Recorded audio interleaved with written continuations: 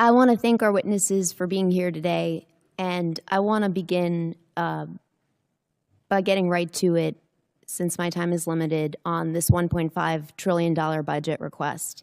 Mr. Hegseth, you testified last year and you testified again today that you will be accountable for every American taxpayer dollar that comes to the department, where it goes and why. That's really important since, as it's been pointed out, the department has failed 8 audits. The department remains on GAO's high-risk list. The Inspector General just last year alone identified billions of dollars that could have been put to better use, and in questioned costs, that is spending that raised red flags. So this is a crisis right now in accountability of where the dollars of the American taxpayers who are in the middle of a cost crisis, where this money is going. I want to ask about your war in Iran. And Mr. Hurst, you testified earlier today that $25 billion has been spent to date. I just want to clarify that that is money, that taxpayer dollars that have been spent already in this war. $25 reflects the costs of the war, right? So we've already spent the dollars on munitions and things like that. So we're factoring in cost of munitions expended into that total. So how much of that has gone towards munitions? Does that include the munitions that have been spent to date? Yeah, that reflects the munitions that have been spent to date and other operational costs. Can you give us a breakdown of what those costs are? We'll work to get you guys a product that has a detailed breakdown of those costs. Yeah, my concern here is, Mr. Hegseth, you've testified repeatedly that you're going to be accountable for each and every American taxpayer dollar that you spend, that you're going to be accountable for the rationale. Here we are 60 days in to your war of choice in Iran, and you can't give us an answer on a breakdown of the basic breakdown of American taxpayer dollars that have been spent in your war of choice? That's a question for Mr. Hurst. Right now, as you sit here now, you cannot... We're happy to give you a breakdown. We'll provide you a product after this hearing. Well, I would love for you to give us this breakdown now and explain to us, was this unbudgeted costs, or was this something the department planned for in advance, since you were appropriated $1 trillion last year? The department deals with contingency operations all the time within its normal budget. So this was not budgeted for. My point here is, you know, and General Kane, you've testified to this. We all understand, for you to do your jobs, you need Congress to pass budgets. For us to do our jobs, we need you to give us the details and to be accountable to American taxpayers.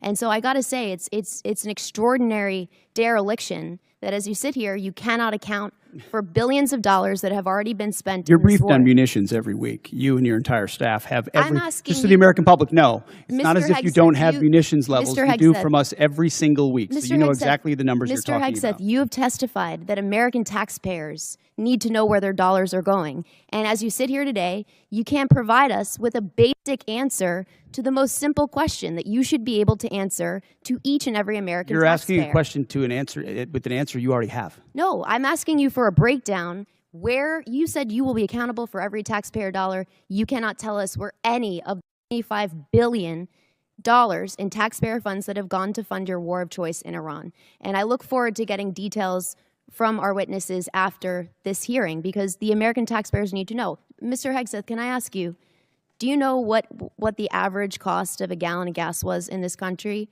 on February 28th? Well, it depends on where you live. If you live in California, it's $8. $2.83. Do you know what the average cost of a gallon of gas is today? Much higher in California. $4.23. I got to say, Mr. Hegseth, you said you've got a crack economic team that's looking at the impacts of this war on the American taxpayer, and you can't answer this basic question. That should shock the conscience of every American. General Kane, I want to come back to something, a really important principle, and my time is limited. You testified to an important and bedrock principle of American law, that our service members follow lawful orders and lawful orders only. Is that right? Do you agree with the statement, quote, "The military won't follow unlawful orders"? I do. Mr. Hegseth, do you agree with that statement? I do, but understand what you're insinuating at a partisan point. I'm not. I'm actually quoting you directly, Mr. Hegseth, from April 12th, 2016. And I appreciate that on the record, you've clarified this important principle of American. So as we know, serious questions have been raised to Mr. Hegseth about a massive amount of $25 billion. Earlier, he repeatedly claimed that every single dollar released from the Pentagon is properly tracked and accounted for. He made it sound like there was a full transparency and strict control over spending. But now the situation looks very different. A huge amount, $25 billion, has been used, and according to him, it was spent during the war. The problems start when he is asked a simple question: where exactly did the money go? Instead of giving a clear breakdown, he avoided direct answers. At times, he says it was used on weapons. On other times, he claimed it went into defense system. And sometimes he just say it will provided in detail later.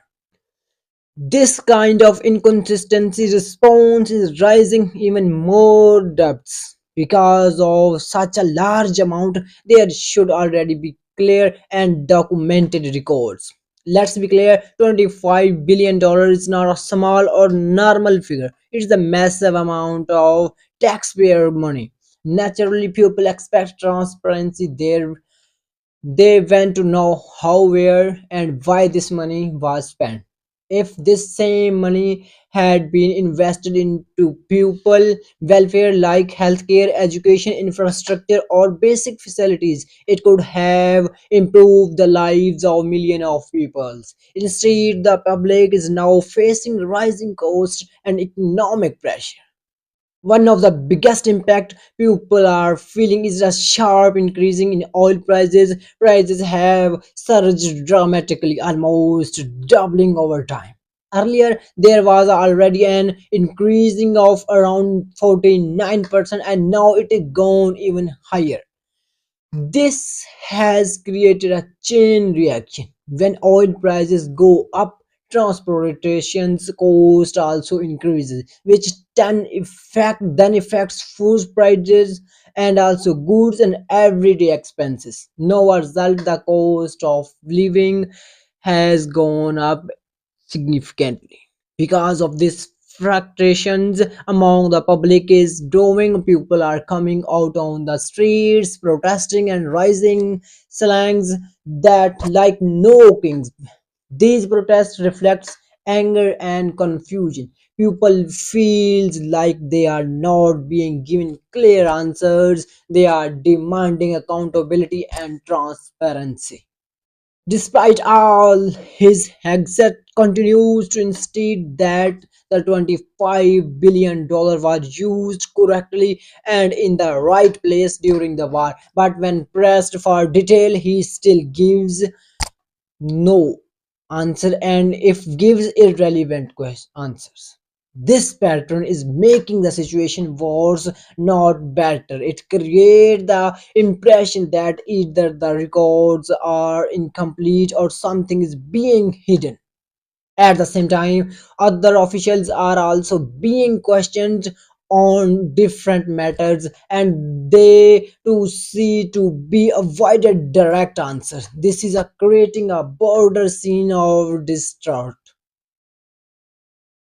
Okay, when leader fails to give clear explanation, it affects publicly confidence in the system. Another major concern is the lack of visible results. People are asking, if this money was spent on war effects, where is the outcomes?